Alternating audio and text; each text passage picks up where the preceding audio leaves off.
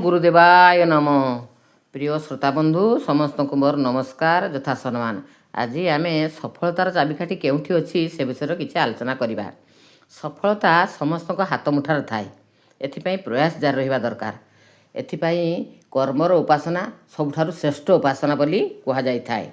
आमे निजर कर्मफल द्वारा सबुकिछि पाई थाउ जीवन रे। यथा आम जो परिवार पाई थाउ, पिता माता पाई थाई, स्वामी बा स्त्री प्राप्ति होता है, आयुष भोग सुख दुख सबकिछि आमर प्राप्ति होता है निजर कलाकर्म द्वारा।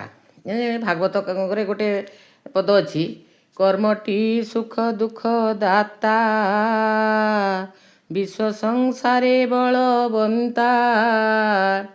यहाँ आम समस्त जाने शुणीचे केते अंशरे जहाँ भी हो आम समस्त भी जाने ब्रह्म एक द्वितीय नास्ति। यह गोटे सत्य सिद्धांत अटे, समस्त द्वारा एटा आदृत अच्छे मान्यता पाई।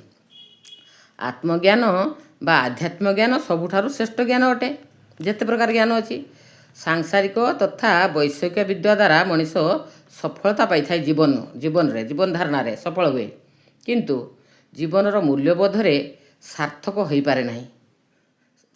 सफलता और सार्थक मध्य पार्थक्य रही।